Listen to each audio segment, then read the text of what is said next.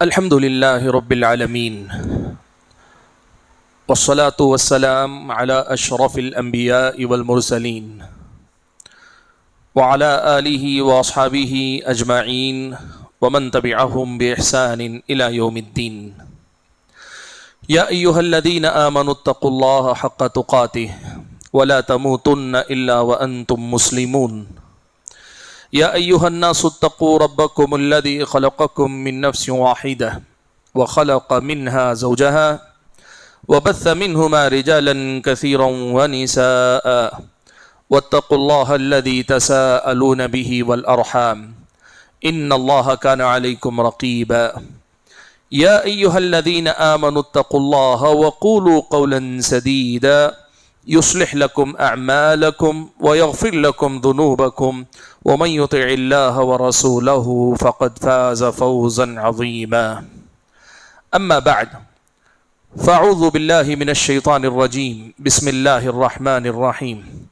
وقالت طائفة منهم آمنوا بالذي أنزل على الذين آمنوا وجه النهار واكفروا آخره لعلهم يرجعون.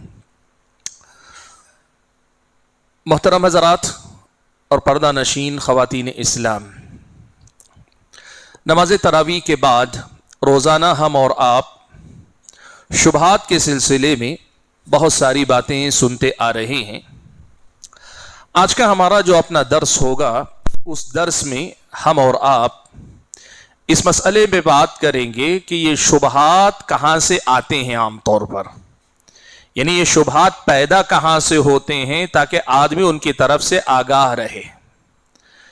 آج کے درس میں مختصراً آپ کے سامنے کچھ باتیں ذکر کروں گا اور اس کے بعد کے جو دروس ہوں گے یہ یوں سمجھیے اسی کی تفصیل ہوں گے، زیادہ وضاحت کے ساتھ آئیں گی باتیں.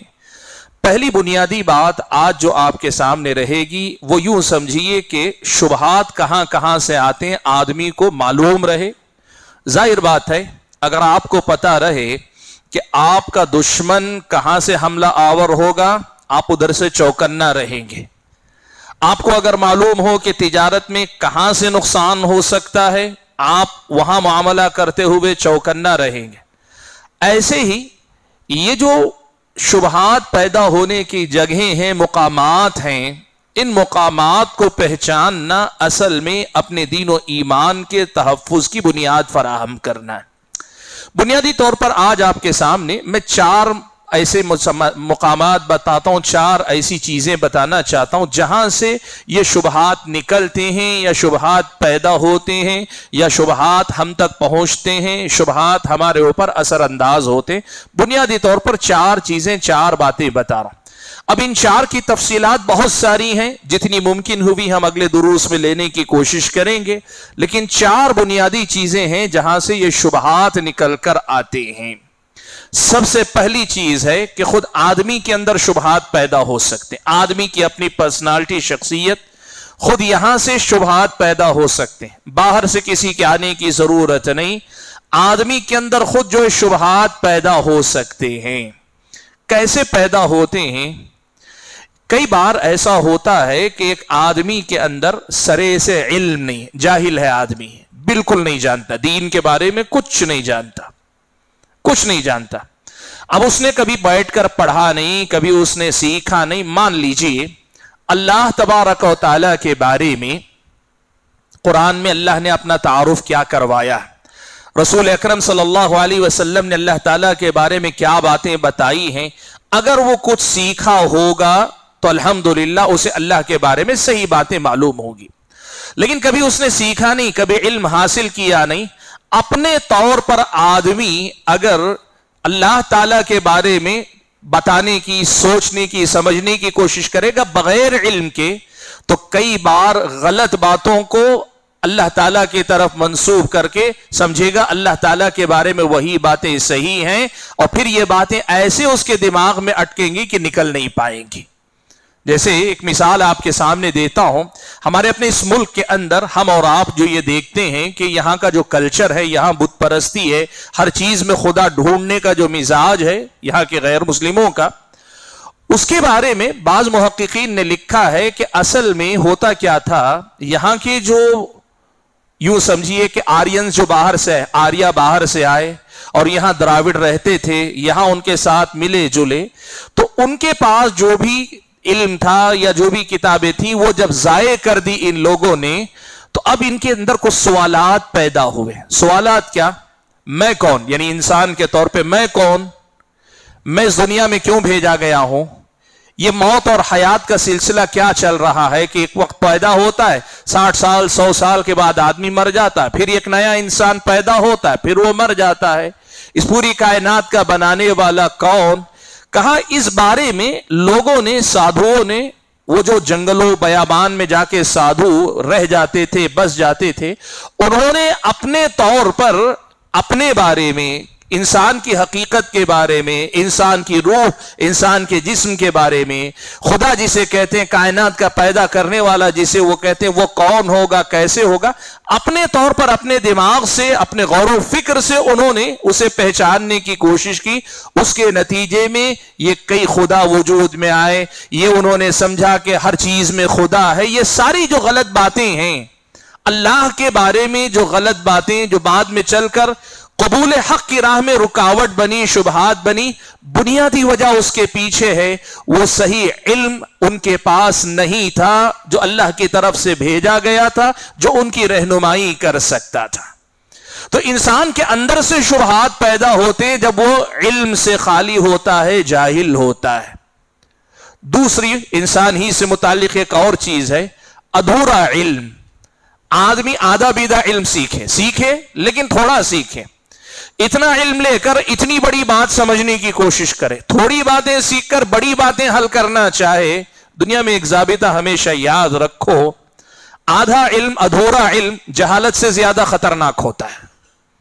یعنی ایک آدمی آدھا بیدھا جانکار ہے، وہ جاہل سے زیادہ خطرناک ہوتا ہے، اپنے لیے بھی دنیا والوں کے لیے بھی۔ اسی لیے یہ مسئلہ ہم اور آپ یاد رکھیں کہ آدمی کے اندر خود آدھے علم کے ساتھ آدمی کوشش کرتا ہے، یہاں سے وہ کچھ باتیں اچھی کرے گا، کئی باتیں بگاڑ دے گا، شبہات کا دروازہ یہاں سے بھی کھلتا ہے۔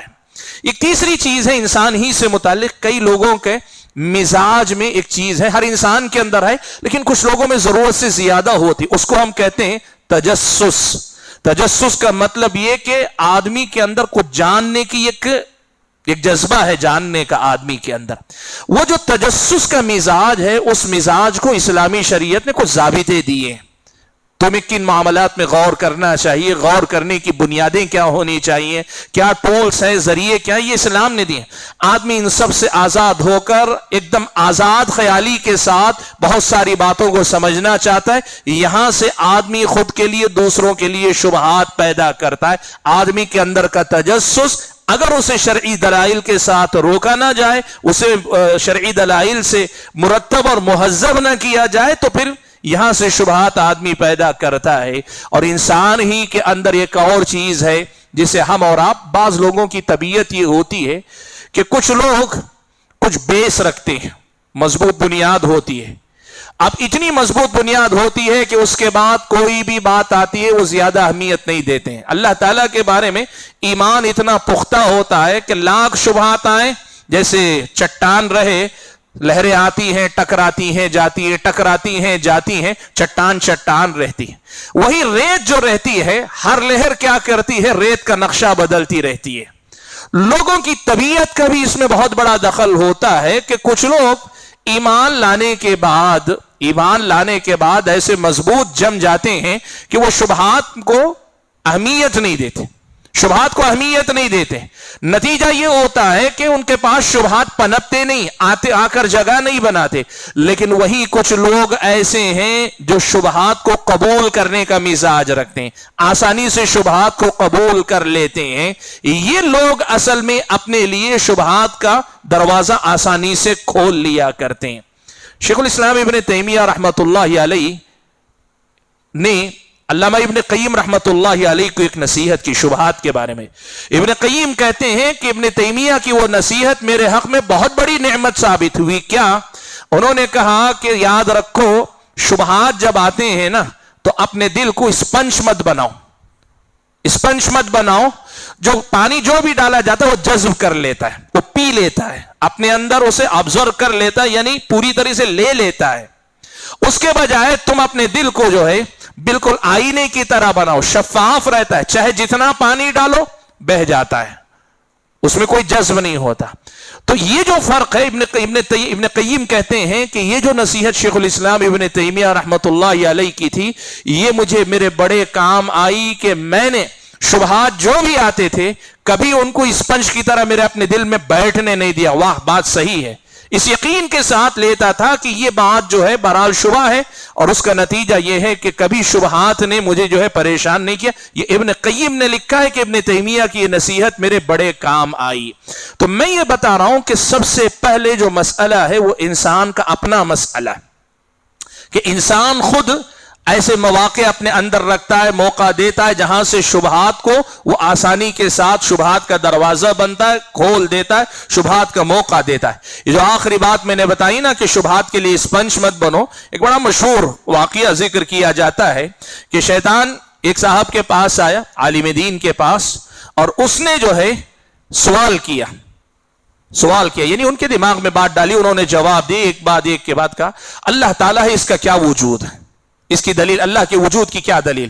ایک دلیل دی، شیطان نے ایک اور جواب دیا، دوسری دلیل دی، شیطان نے اور ایک جواب دیا، انہوں نے ایک اور دلیل دی، اس نے ایک اور جواب دیا، دیتے دیتے ایک وقت آیا، انہوں نے کہا شیطان سے، جا اللہ کو میں بغیر دلیل کے مانتا ہوں، اللہ کو ماننے کے لیے مجھے کوئی دلیل کی ضرورت نہیں، میں ہوں تو میں اللہ کی وجہ سے ہوں، میں نے خود کو پیدا نہیں کیا، کوئی تو ہے پیدا کرنے والا، میں خود اپنے آپ کو پیدا نہیں کیا، بغیر پیدا کیے، بغیر بنانے والے کے دنیا میں کچھ بنتا نہیں، اور میں نے خود اپنے آپ کو پیدا نہیں کیا تو اللہ ہے، اس لیے کہا بغیر دلیل کے مانتا ہوں۔ کہا شیطان نے اس وقت ہاتھ کھینچ لیا، کہا کہ اب اس کے ساتھ میرا بس نہیں چلتا ہے۔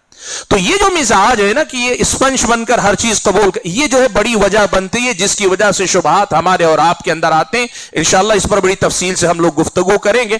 پہلی وجہ شبہات کہاں سے آتے؟ خود انسان اپنے اندر وہ موقع دیتا ہے۔ دوسری وجہ یا دوسرا مقام، دوسری جگہ، دوسرا ذریعہ جہاں سے ہمارے اور آپ کے اندر شبہات آتے ہیں، گھر کرتے ہیں، وہ ہے ابلیس، شیطان۔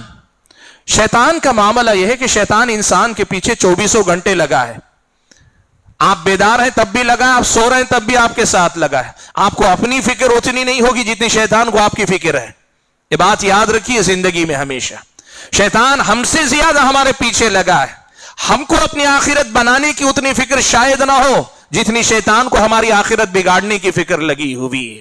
شیطان کیا کرتا ہے؟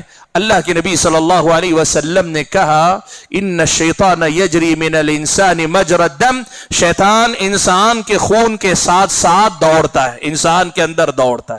اللہ کے نبی صلی اللہ علیہ وسلم نے فرمایا ہر انسان کے ساتھ اللہ تعالیٰ نے فرشتوں میں سے ایک قرین یعنی ایک ساتھی، اور شیطانوں میں سے ایک قرین، ابلیس اور اس کی ذریت میں سے ایک قرین، جنوں میں سے ایک قرین اللہ تعالیٰ نے رکھا ہے جو اسے برائی کی طرف ابھارتا رہتا ہے۔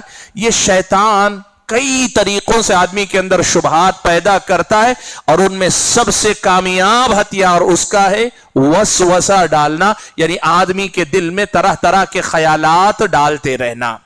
آپ سورہ ناس پڑھتے ہیں، سورہ ناس میں ہم پناہ مانگتے ہیں، قل اعوذ برب الناس ملک الناس الہ الناس۔ کس سے پناہ مانگ رہے ہیں؟ کس چیز سے؟ کس کے؟ من شر الوسواس، اس شیطان کے شر سے پناہ مانگتا ہوں جو وسوسے ڈالتا ہے۔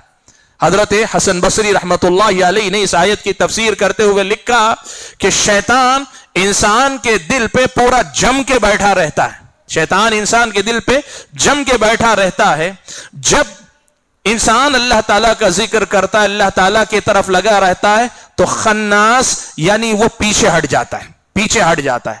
لیکن جیسے ہی انسان غافل ہوتا ہے شیطان پھر سے وسوسے ڈالنے لگتا ہے۔ یہ حضرت حسن بصری رحمت اللہ علیہ نے کہا، یہ بھی لمبی بات ہے کہ شیطان کیسے کیسے لوگوں کے دل میں وسوسے ڈالتا ہے، اس کی تفصیل بھی آئے گی، لیکن یہ دوسرا ذریعہ ہے کہ شیطان کے ذریعے ہمارے اور آپ کے اندر وسوسے آتے ہیں، وسوسے ڈالے جاتے ہیں، اور یہ شبہات کی دوسری بنیاد بن جاتے ہیں۔ ایک تو انسان اپنی زندگی میں خود اپنی کوتاہیوں سے، اور دوسرا یہ کہ شیطان کی طرف سے شبہات کا شکار ہوتا ہے۔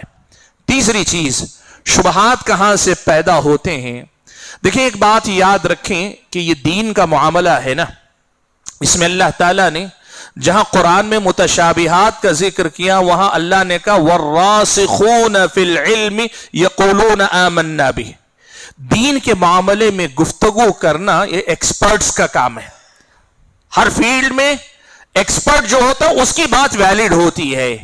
دین کے معاملے میں رسوخ فی العلم یعنی جن کے قدم علم کے میدان میں جم گئے ہوں، یعنی وہ لوگ جو مضبوط علم رکھتے ہو، گہرا علم رکھتے ہو، ہم عام بول چال میں اس کو کہتے ہیں جن کے پاس علم کی تأصیل ہے. تأصیل کہتے ہیں علم کی جڑیں ان کے اندر صحیح ڈھنگ سے وہ علم ایک پراپر سسٹمیٹک طریقے سے علم حاصل کیے ہوں. وہ لوگ جب دین پہ بات کرتے ہیں نا، انسان ہونے کے ناطے ان کے اندر بھی غلطی کرنے کا امکان ہے، لیکن صحیح بنیادوں پہ علم حاصل کرنے کی وجہ سے غلطی کرنے کا امکان ان کے اندر کم ہوتا ہے. لیکن ان کے مقابلے میں دین کے نام پہ کچھ بھی تھوڑی موٹی باتیں سیکھ لی، کچھ ادھر سے سیکھ لی، کچھ ادھر سے سیکھ لی، پراپر طریقے سے علم حاصل نہیں کیا، ایسے لوگ جب دین کے بارے میں بولنے لگے نا تو پھر ایسے لوگوں کی طرف سے شبہات کا دروازہ زیادہ کھلتا ہے. آج کی دنیا میں آپ اس کو اچھے سے سمجھ سکتے ہیں.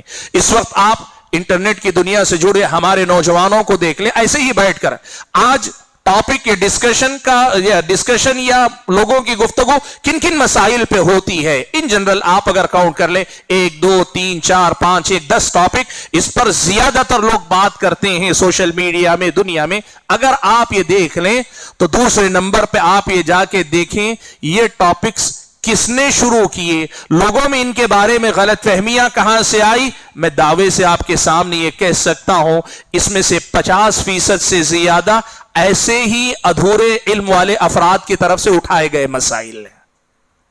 تو شبہات کہاں سے آتے ہیں؟ تو تیسرا دروازہ ہے وہ ہے ایسے لوگ جو اس میدان کے اہل نہیں، اس میدان میں بولنے کی ان کو اتھارٹی نہیں ہے. ایسے لوگ جب دین کے بارے میں بات کرتے ہیں، 2 باتیں اچھی کرتے ہیں تو تیسری بات کہیں نہ کہیں غلط کرتے ہیں، اور وہاں سے لوگوں کے اندر شبہات کے پیدا ہونے کا دروازہ کھلتا ہے. اس کی تفصیل بھی انشاءاللہ اگلے دروس کے اندر آئے گی.